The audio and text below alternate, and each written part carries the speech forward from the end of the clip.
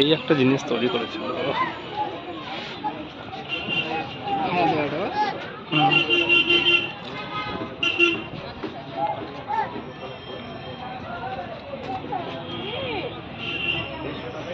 এটা যদি খুললো তখন সেন্ট্রাল গভর্নমেন্ট এখানে একটা সার্কুলার জারি করলো আপনাদের জন্য আমাদের জন্য। সেটা কি মন দিয়ে শুনবেন।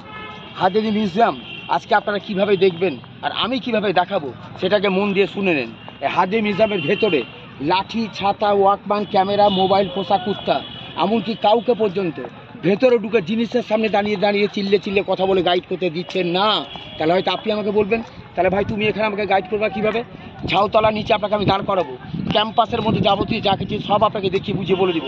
হাজারী মিউজিয়ামের ভেতরে কোন ঘরে কোন জিনিস আছে ডিটেলসটা বলে দেওয়ার পর আমি দাদাকে যে দরজা দেখিয়ে দিব সেই দরজায় গিয়ে ঢুকে যাবেন লক্ষ্য ভুল ভুলাইয়া। আপনি হাজারটা ঘর ঘুরে কীভাবে বেরিয়ে চলে আসবেন আপনি নিজেই বুঝতে পারবেন না। অর্থাৎ আমি যে জিনিসটা দেখাবো, শোনাবো, বুঝাবো, বলে দেবো, ভেতরে ঢুকবেন, নিজেদের মধ্যে আস্তে আস্তে কথা বলবেন, কোন জিনিসটা হাত দেবেন না, চুপচাপ দেখে চলে আসবেন। ঠিক আছে? কারণ খুব কড়াকুড়ি করবেন।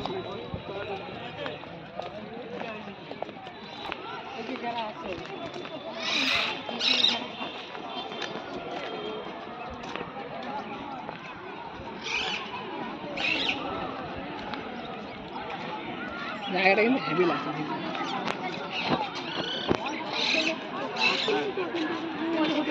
খেয়ে নাও না,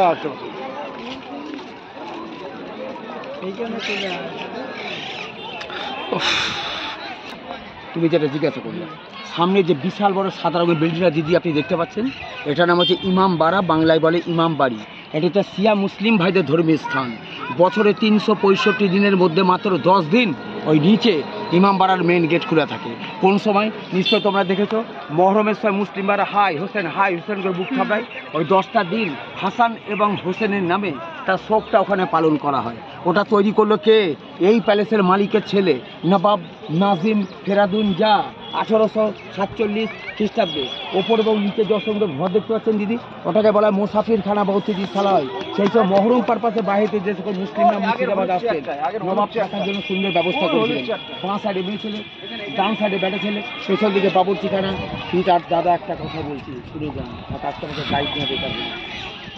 সেই কারণে নবাব নবাবরা কামানগুলোকে ব্যবহার করে। ঠিক আছে? ওটা ঠিক আছে কলকাতা।